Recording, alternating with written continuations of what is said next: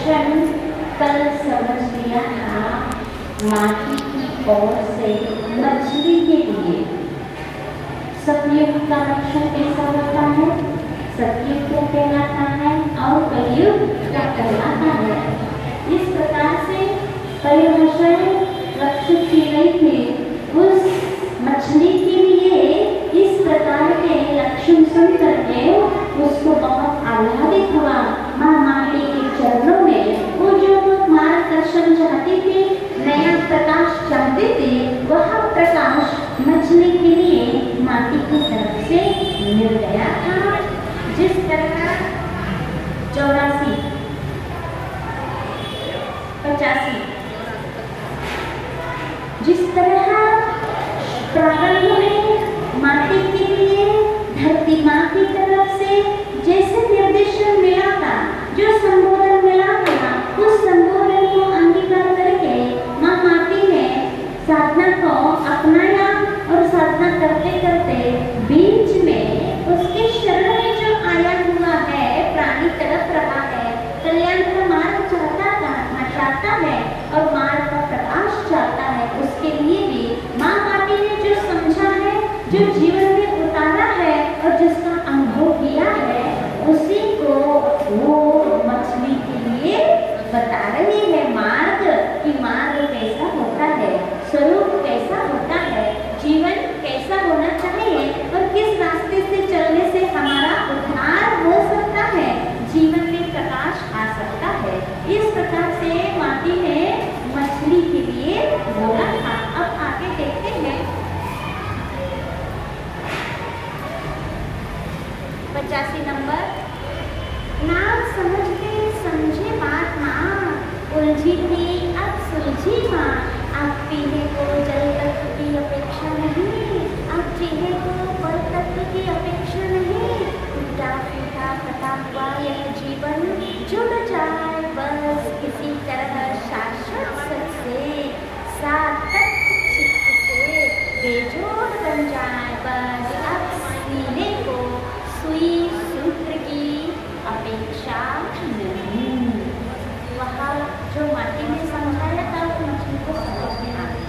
अब समझी, अब मछली क्या कह रही है, मैं अभी तक ना समझी थी, मुझे किसी भी प्रकार का बोध नहीं था, समीचीनता जीवन में नहीं थी। ज्ञान तो हर प्राणी को मिलता है, एक इंद्रिय से लेकर के पंचेंद्रिय तक हर आत्मा के अंदर ज्ञान विद्यमान रहता है, क्योंकि ज्ञान आत्मा का स्वभाव है। जहाँ जहाँ आत्मा है वहाँ वहाँ ज्ञान भी रहता है। ज्ञान आत्मा को छोड़कर कभी विलग नहीं होता है, चाहे विभूतिया में रहे आत्मा, चाहे एक इंद्रिय क्रिया में रहे आत्मा, चाहे विकलेंद्रिय पंचेंद्रिय कहीं भी रहे, लेकिन उस आत्म तत्व के साथ वह ज्ञान गुण रहता ही रहता है। लेकिन बात इतनी रहती है कि ज्ञान रहते हुए भी वह ज्ञान समीचीन ज्ञान नहीं रहता। वह समीचीन तत्व आते हैं जब स्वरूप का संबोधन होता है, जब स्वरूप समझ में आ जाता है, तब वह ज्ञान समीचीन रूप में ढल जाता है। उसके पहले वो ज्ञान होते हुए भी वो ज्ञान के अंतर्गत आता है। और अनादिकाल से हर प्राणी के साथ ज्ञान होता है कि देखिए ज्ञान होता है। और भव्य आत्मा को जब कभी ऐसे गुरुओं का समागम मिलता है, गुरुओं का उपदेश मिलता है, तो वही ज्ञान समीचीनता में ढल जाता है। वह निमित्त की बात है और उपादान की जागृति है। वो कार्य करने के लिए निमित्त और उपादान दोनों मांग करते हैं। बाहरी निमित्त भी चाहिए और निमित्त मिलने के बाद उस निमित्त को पा करके हमारी उपादान की भी जागरूकता चाहिए। निमित्त तो कई बार मिलते हैं, लेकिन हम उस निमित्त को अपनाते नहीं हैं। अपनाते नहीं मतलब उस निमित्त को महत्व समझ करके उस निमित्त से जो काम होना चाहिए वो काम लेने के लिए हम स्वयं सक्षम नहीं होते हैं, जागृत नहीं होते हैं। ये उपादान की कमी कहलाती है।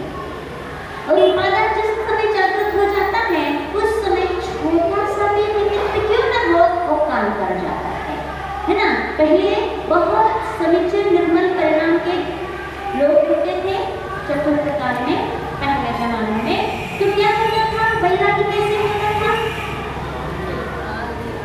बादलों को विरगन देख करके, तारे टूटते हुए देख करके, बिजली की चमकना देख करके, ये क्या निमित्त है क्या?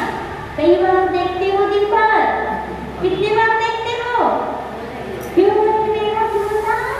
क्योंकि इतनी कुटिलताएं हैं, इतनी कषाएं हैं, इतनी विषय कषाय में फंसे हुए हैं, जो सामने निमित्त मिल रहा है उसकी ओर हमारी विचारधाराएं नहीं चलती है। ये क्या है, क्यों घट रहा है, इसकी स्थिति ऐसी क्यों हो रही है, कोई चिंतन करना उसके प्रति नहीं चलता है। फुर्सत तो हो, और वो तो ठीक इतनी छोटी छोटी निमित्त यहाँ आचार्य भगवान गुरु हमारे हिला हिला के जगा रहे हैं। जगो तो भी सो रहे हो, बन के सो रहे हो।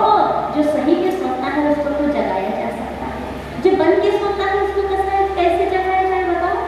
नहीं जगा सकता, ठीक करने कोई नहीं जगा सकता उसको, क्योंकि बन के सो रहा है। इसलिए इतने बड़े निमित्त हमारे सामने है कौन? आचार्य भगवान का सानिध्य, उनकी वाणी जो हमारे सामने है, तो भी हम नहीं चले तो फिर हमें जगाने वाला इस लोक में कोई नहीं आने वाला है। जागो, आप जब जागोगे आपका कल्याण करने से शुरू हो जाएगा। जगना जन्म होना, तो जब जन्म होता है जन्म कहलाता है, लेकिन वहाँ यदि 50-60 साल में भी कोई जगता है तो उसका जन्म तब भी हो सकता है। हाँ, 50-60 साल में भी कोई जागता है उसका जन्म तब भी संभव है। इसीलिए इस जन्म में यहाँ इस देह की उम्र तो खूब हो गई, लेकिन हमारी स्वयं धर्म में आए हुए हमारा जन्म हुआ कि नहीं हुआ है, और हुआ तो अभी कितनी उम्र हुई है, ये सब निमित्त मिला हुआ है, मात्र जागने की जरूरत है। मछली को देखो, जो मछली है कितने समय के लिए माटी के सन्निधान मिला? मछली बिना पानी के बहुत देर तक नहीं रह सकती है। वो तो पार्टी में चल रहे थे, उचट के 1-2 मिनट के लिए गई थी, और उतने में उन्होंने इतना प्रकाश पा लिया, इतना मार्ग पा लिया। अब उसको जीवन में देखना, उसका जीवन कैसा हो जाता है, आगे मछली को क्या समझ में आ जाता है। तो क्या हो गया, तो इतने समय में भी कोई निमित्त मिल जाता है तो हम उसमें उद्धार कर सकते हैं। लेकिन पहले क्या फील करना चाहिए? माटी ने भी ये अनुभव किया था, मेरा जीवन अंधकार में, हम गिरे हुए, हम विषय और कषायों में आपाद कंठ डूबे हुए हैं, मेरे जीवन में अंधकार छाया है। यह अनुभव जिसको होता है उसी को प्रकाश की महत्व समझ में आ जाता है। और जिसको ये पता नहीं कि हम अंधकार में हैं और अंधकार क्या चीज है, विषय कषाय क्या चीज है, उसको कभी भी मार्ग नहीं सकता, प्रकाश जीवन में हो नहीं सकता है। इसीलिए ऐसे फील करो, ऐसे अनुभव करो कि हम अंधकार में जी रहे हैं। हमारे पास अभी समीचीन ज्ञान कब प्रकाश होगा, कब हमारे जीवन में समीचीनता आएगी। ये ललक जिसको रहती है कि मार्ग मुझे दिख बस जाए, मुझे मार्ग मिल बस जाए, फिर दिखने के बाद हम उस मार्ग को पकड़ लेंगे। जैसे बहुत एक राही जा रहा था, तो जाते जाते बीच में उसका जंगल में से गुजरने का रास्ता था, और जंगल में से गुजर रहा था, जाते जाते वहाँ शाम हो गई, क्योंकि वो भटक गया रास्ता, और शाम हो गई और इतना घना जंगल था, और उस जंगल में शाम होने के कारण अब वहीं बैठ गया वो, क्योंकि अब उसको कहीं भी रास्ता समझ में नहीं, भटक चुका है वो, कहीं पगडंडी भी नहीं दिख रही है उसको।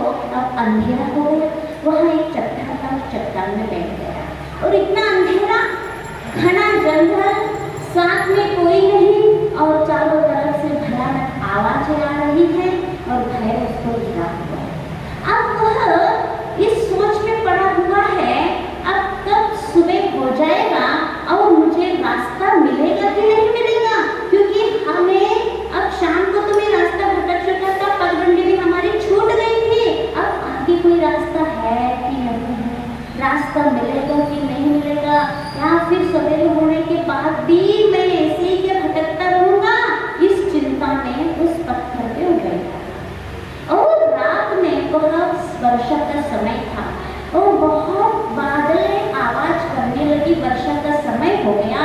उसी समय एक बिजली चमक गई और बिजली जैसे चमकी, उस बिजली की चमक के प्रकाश में उसको दूर से एक पगडंडी दिख गई। कितनी चमक में? बिजली की चमक में पगडंडी दिख गई।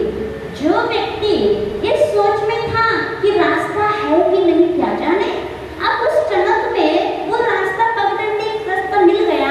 अब उसको कैसा फील होगा? कुछ सुकून, कुछ शांति का अनुभव होगा कि नहीं होगा? होगा। फिर यही है, हमारे जीवन में मिथ्यात्व का अंधकार पड़ा हुआ है और गुरुओं की उपदेश की चमक से यदि रास्ता दिख जाता है भव्य आत्मा को, तो वह भव्य आत्मा जब होता है उसको बहुत शांति मिलती है। मार्ग तो है, चलने लायक मार्ग, मेरे लायक मार्ग तो मुझे दिख गया है उपदेश के माध्यम से, शास्त्र के माध्यम से। अब चलना बाकी है। कब चलना प्रारंभ करेगा वो? अब सुबह का इंतजार, क्योंकि रात में चलना तो होता नहीं है, सुबह का इंतजार होता है। जैसे ही सूर्योदय होता है तो वहाँ दूर से जो पगडंडी दिखेगी और पगडंडी के बाद एक बड़ा रास्ता भी था जो हाईवे था।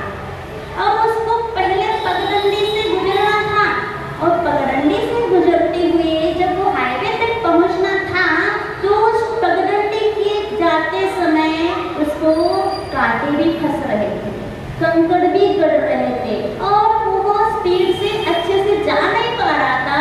फिर भी उस कांटों में, पगडंडी में धीरे धीरे करके वह पग बढ़ाते हुए वहाँ हाईवे तक पहुँच जाता है और हाईवे तक पहुँच जाने के बाद फिर स्पीड देखो, दोनों हाथ लटकाते हुए बिल्कुल बेफिक्र होकर स्पीड में पहुँचता है। यही अवस्था अपनी होना चाहिए। अपने जीवन में अज्ञान अंधकार है, मिथ्यात्व है और जब सम्यक दर्शन की चमक उठ जाती है तब रास्ता हमारे स्वरूप मार्ग का दिख जाता है।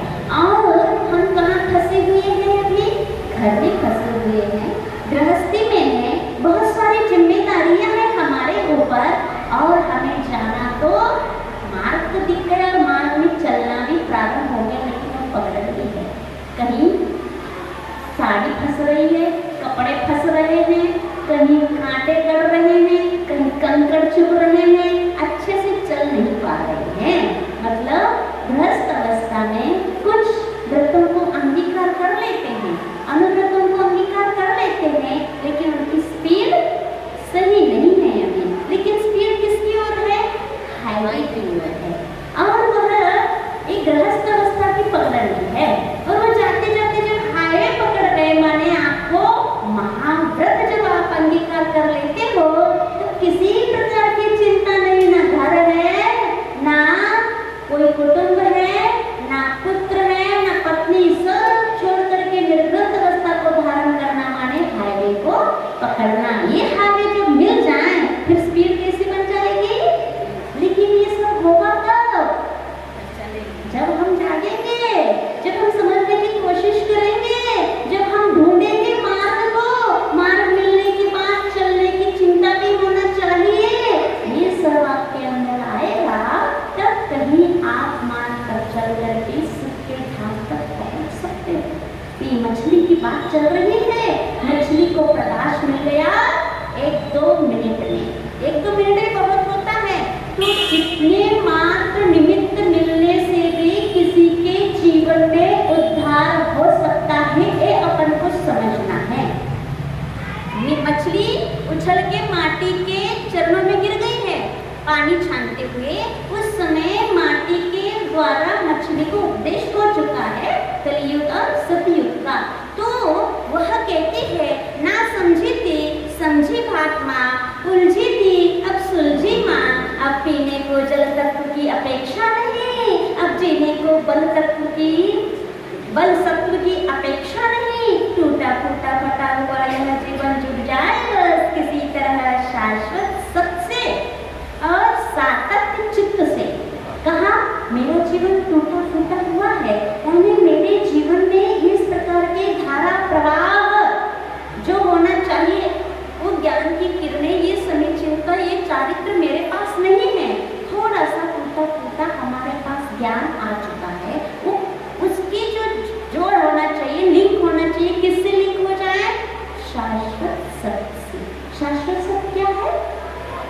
अपना आत्म तत्व ही शाश्वत सत्य है।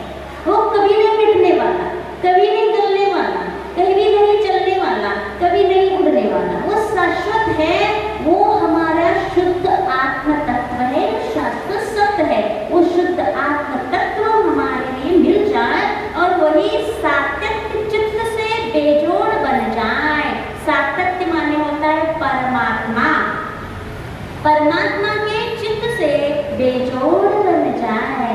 परमात्मा का चित्त कैसा होता है? चैतन्य स्वरूप, शुद्ध चैतन्य स्वरूप, शुद्ध ज्ञान, केवल ज्ञान स्वरूप परमात्मा का चित्त होता है। जिस प्रकार परमात्मा का माने सातत्य का चित्त है, वही मेरा चित्त बन जाए। हमारे चित्त में कैसा है? राग द्वेष से मलिन है, विषय विषयों में फंसा हुआ है, बहुत मलिनताएं, बहुत कुटिलताएं हमारे अंदर है। लेकिन है तो चित्त मेरे पास, चैतन्यता है कि नहीं है, संवेदना है कि नहीं है, चित्त तो है। ये तो पक्का विश्वास हो गया। ये चित्त कहाँ जुड़ना चाहिए?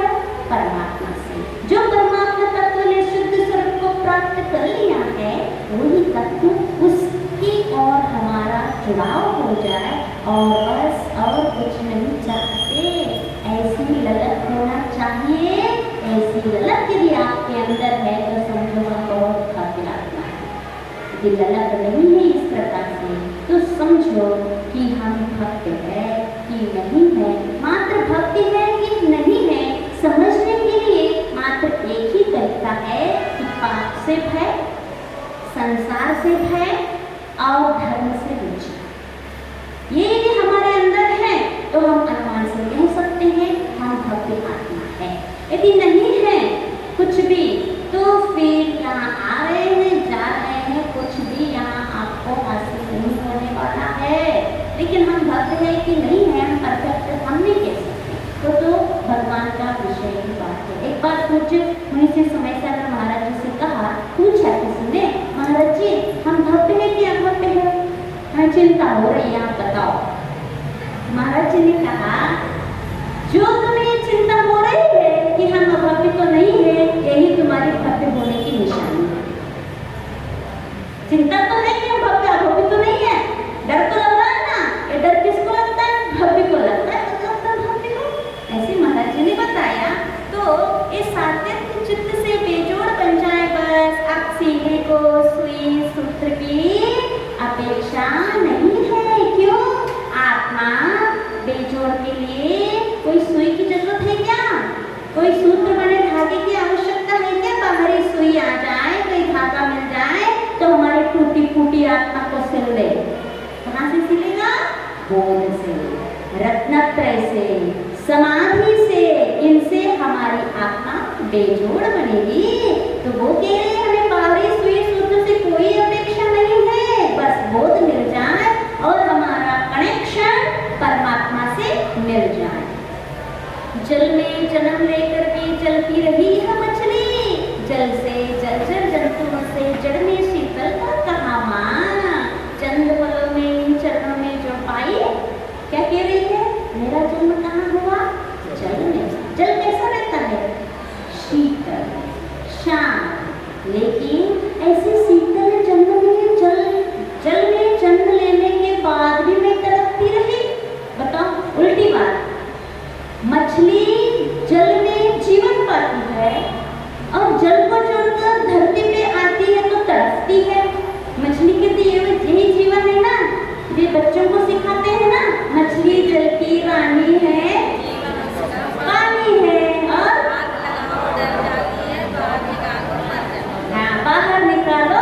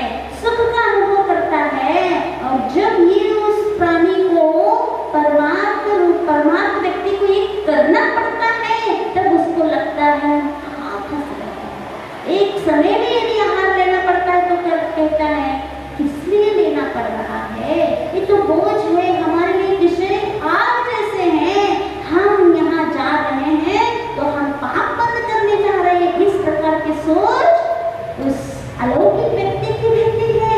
इसीलिए वो दुनिया की मछली तो पानी में जीवन पाती है और माटी में मर जाती है, लेकिन मूंग माटी की मछली पानी में मरती है, तड़पती है और माटी में जीवन पाती है, शांति पाती है।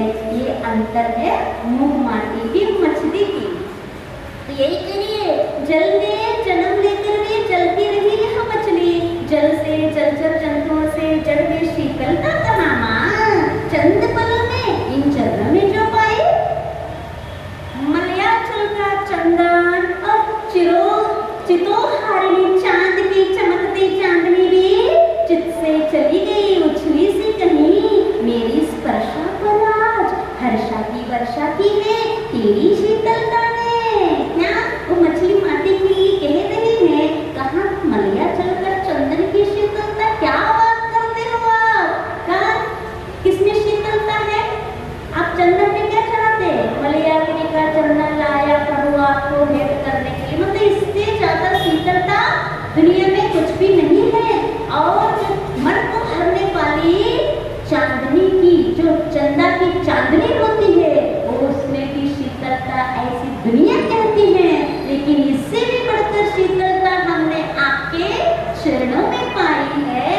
चित्त से चली गई उछली से ये सब शीतलता जो थी वो तो हमारे चित्त में नहीं ठहरी। अब मेरी स्पर्शा हर्षा की वर्षा की है तेरी शीतलता ने, है माँ आपकी शीतलता ने मेरे हर्ष की वर्षा कर दी। आज जो हमने शीतलता पाई है, ना मलयाचल में है, ना चांदनी की चांदनी में है, ना हमारे जीवनदाता जल में है, किसी में भी हमने शीतलता, आज तक हमने शीतलता का अनुभव नहीं किया जो आपके चरणों में अनुभव किया। ऐसे अनुभव हमें वीतरागी गुरु और वीतरागी भगवान के दर्शन से होना चाहिए, उनके वाणी सुनने से होना चाहिए। हे भगवान, हमने आज तक जो घर में रह करके, गृहस्थी में रह करके पंचेंद्रिय विषयों में हम झुलसते रहे, उसमें छटपटाते रहे और उसमें हमने सुख का भ्रम किया और उसी को पकड़ने के लिए आज तक दौड़ लगाए। लेकिन आपके चरणों में आपकी मुद्रा को देख करके, आपकी छवि को देख करके जो अमृत झर रहा है, उस अमृत का वर्षा हर्षा आज तक हमें नहीं हुआ। ऐसा अनुभव किया आपने कभी? गुरु वीतरागी भगवान के चरणों में जाकर के नहीं किया, करना आप। उनसे जो अमृत मिलता है, वीतराग छवि के निहारने से अमृत अलग ही उसका स्वाद होता है, वो और कहीं नहीं मिलने वाला है। लेकिन लेने वाले की कला होना चाहिए, हर कोई को प्राप्त नहीं हो सकता है। वो जो लेने वाला रहता है उसकी कला होती है, उसी को मिल सकता है। तो लेने की पहले कला सीखो। वो तो झर रहा है गुरुओं के मुख से, वो हमारे पुण्य से हमारे नगर में श्री जी मंदिर, वीतरागी भगवान का मंदिर, देवालय विराजमान है और हमारे महावीर शास्त्रांत नायक महावीर स्वामी जी विराजमान है। लेकिन वहां से अमृत लेने वाला कौन है? जो लेने की कला सीखा है, जिसको ये विषय कसाएं झुलस रही है, वहां उसको अमृत मिलेगी। इसलिए लेने की कला पहले सीखो। तो कैसे ली जाती है, कैसे प्राप्त की जा सकती है? ये मछली से सीखना, माटी से सीखना। तो माँ शीतलता हो तो साक्षात शिवाय ही। क्या तुम कौन हो? शीत माने बिल्कुल ठंडी लता हो।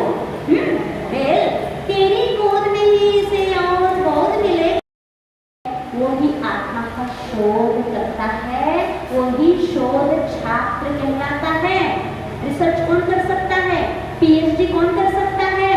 क्या हाई स्कूल पढ़ने वाले बच्चे पीएचडी कर सकते हैं क्या? शोध कर सकते हैं क्या? नहीं, उसके तो ग्रेजुएट पोस्ट ग्रेजुएट होना चाहिए, उसके बाद पीएचडी कर सकता है। ऐसे ही है ना? तो रत्नत्रय बोधि, जिसके जीवन में बोधि आ गई इसीलिए वो मछली कह रही है कि हे माँ, आपकी गोद में मुझे बोध मिलेगा, रत्नत्रय की प्राप्ति होगी। उसके बाद क्या होगा? तेरी गोद में ही फिर शोध चलेगा, आत्मा का शोध। कहाँ है वह शुद्ध आत्म तत्व का झरना? कहाँ झर रहा है उसका ज्ञान, उसका वितराग का फिर शोध चलेगा। तो अगणित गुणों के ओघ का, माने जो गुणों में तारतम्यता रहती है, गुणस्थान, उसको ओघ कहा जाता है। उस गुणस्थानों का चढ़ना फिर प्रारंभ हो जाएगा। श्रेणी कब चढ़ेंगे? 8वें, 9वें, 10वें, 12वें, 11वें में नहीं जाना तुमको, 11वें तो गिरना होता है। तो ये ओघ, ये श्रेणियां कब चढ़ेंगे? जब पहले आपके गोद में बोधि की प्राप्ति होगी, आप ही के गोद में शोध की वे शुरुआत हो जाएगी। और सुनो माँ, व्याधि से इतनी भीति नहीं इसे, देखो बहुत अच्छी बात कह रहे हैं, देखना, व्याधि से इतनी भीति नहीं इसे जितनी आदि से है, और आदि से इतनी भीति नहीं इसे जितनी उपाधि से है। सुनो, इसे उपाधि की आवश्यकता है, उपाधि की नहीं माँ। इसे समाधि समाधि मिले बस। क्या कह रहे हैं? व्याधि से इतनी भीति नहीं जितनी आदि से। व्याधि माने शारीरिक पीड़ा, जो शारीरिक पीड़ा होती है उसको व्याधि कहते हैं, और जो मानसिक पीड़ा होती है उसको आदि कहते हैं। जितने शरीर में कष्ट आते हैं, इस शरीर में कष्ट आने से मुझे इतनी पीड़ा, इतने डर नहीं है, इतनी भीति नहीं है जितनी भीति मानसिक पीड़ा से है। ऐसा होता कि नहीं होता? शरीर कब बिगड़ता है? जब मन बिगड़ता है। इसीलिए सबसे ज्यादा किससे भय है? मन में कलुषितता न आए, मन में किसी प्रकार की फितूरी न बैठे, मन में राग द्वेष ईर्ष्या न आ जाए, इसकी व्याधि से ज्यादा आदि से भय है। इस शरीर में यदि कुछ रोग हो जाता है, उसके उपचार के लिए तो दुनिया में बहुत डॉक्टर है और उसका उपचार हो भी जाता है। और मन में यदि फितूरी बैठ जाए तो उसको कौन निकालेगा? बोलो, कोई नहीं आएगा, स्वयं को निकालना पड़ेगा। स्वयं की सकारात्मक सोच से, अच्छे विचारों से, निर्मल परिणामों की ओर हमें अग्रसर होना पड़ेगा, तब कहीं व्याधि आधी निकलेगी, है ना? इसलिए व्याधि से इतनी भीति नहीं से जितनी आदि से है। और आगे सुनो, और आदि से इतनी भीति नहीं से जितनी उपाधि से है। उपाधि माने परिग्रह, बाबा भूत, सबसे बड़ा भूत कौन सा है? परिग्रह। बोलो, कितने मकान हैं, कितनी गाड़ियां हैं, कितने बाइक रखे हैं, कितने कपड़े हैं, कितने जेवर हैं, ये सब भयात्मक वस्तुएं हैं, इससे डरना चाहिए। क्या कह रहे हैं? आपको सबसे ज्यादा डर किससे लगता है? बोलो, बताओ, किससे डर लगता है?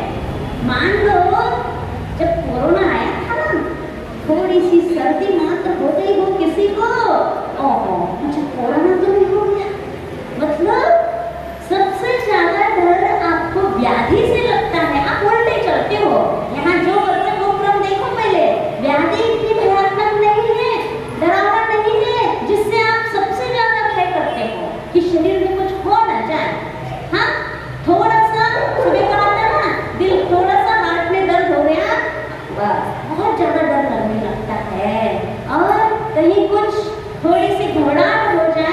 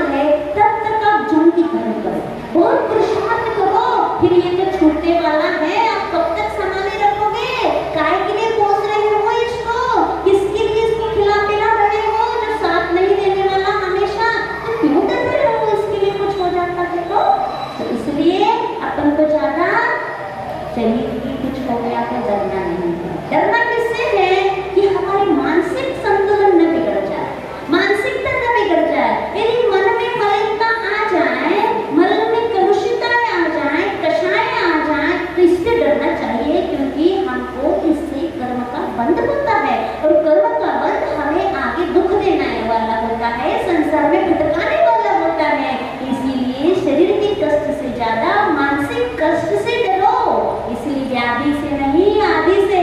और उससे भी बड़ा बाबा भूत कौन है? उपाधि। अब उपाधि से डरो माने परिग्रह से डरो, ज्यादा परिग्रह रखने की जरूरत नहीं है। फिर भी हमारी नामवारी, हमारी ख्याति, हमारी मान्यताएं, हमारी प्रतिष्ठाएं हमारी परिग्रह में छुपी हुई है कि नहीं है? अपने आप को बड़ा कब मानते हो? जब बहुत बड़ी दुकान हम खोल दें और सबके सामने अच्छा उद्घाटन अच्छे बड़े बड़े लोगों को बुला के करवा दे तो हम सबसे बड़े व्यक्ति हो गए, है कि मान्यता है व्यवहार में?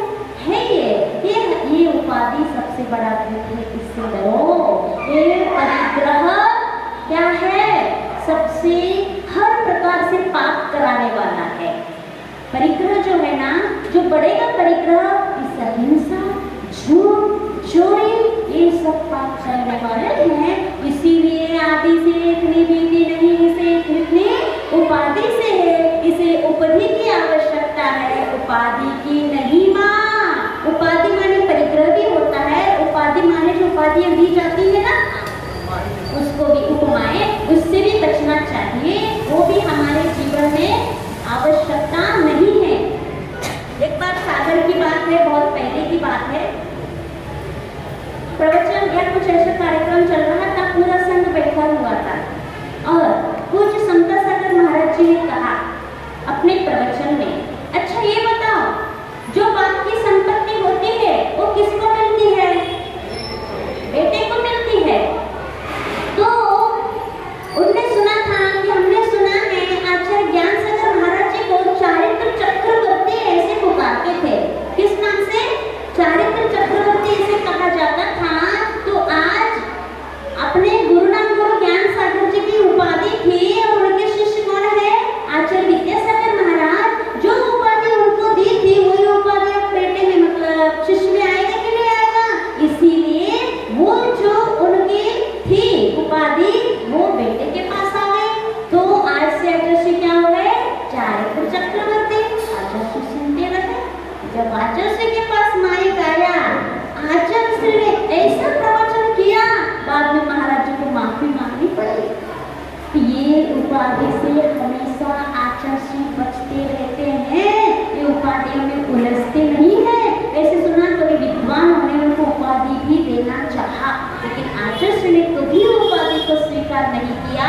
ये उपाधि माने परिग्रह भी ले सकते हैं और उपाधि माने इस प्रकार की उपाधियां भी। इसे उपाधि की आवश्यकता है, इसे उपाधि की आवश्यकता है, उपाधि की नहीं। उपाधि माने उपकरण, जो हमारे ऊपर उपकार करने वाला होता है उसको उपाधि कहते हैं। उपकरण कहो या उपाधि कहो एक ही बात है। और उपाधि माने परिग्रह, और इसको उपाधि की आवश्यकता है, उपाधि की नहीं माँ। इसे समधि समाधि मिले बस, अवधि प्रमादी नहीं। उपाधि यानी हाँ देखो आ रहा है, उपाधि यानी उपकरण, उपकारक है ना। उपाधि यानी परिग्रह, अपकारक है ना। हो गया क्लियर? तो ये है कि माटी वो मछली कह रहे माटी से मुझे आधी व्याधि से इतना डर नहीं है जितनी उपाधि है। मुझे उपाधि नहीं, परिग्रह नहीं, उपाधि चाहिए माने उपकरण चाहिए। क्या क्या उपकरण है मार्ग में? ओयरम जनमध्य लिंगम जग जात योग विधि फलितम गुरुवैनम प्रियवेणियम सुत्तर जीवनम चुनित्यम। ये आचार्य कुंद गोस्वामी ने उपकरण बताया है। ओयरम जनमध्य, जिन मार्ग में उपकार क्या है? जिन लिंगम, जिनेन्द्र भगवान का जो नग्न मुद्रा है वो उपकार है। गुरुवैनम, गुरु के वचन उपकारक है और सूत्र का अध्ययन उपकारक है। एक उपकारक है अपने मोक्ष मार्ग में। ये मछली चाह रही है ये उपकरण मुझे मिल जाए, जिनेन्द्र भगवान का स्वरूप मिल जाए, माने हम तो पुण्य बने और तो इस प्रकार की साधना करे। ये जिनेन्द्र मुद्रा हमारे लिए उपकारक है, गुरु के वचन हमारे लिए उपकारक है। तो ये उपकरण मिल जाए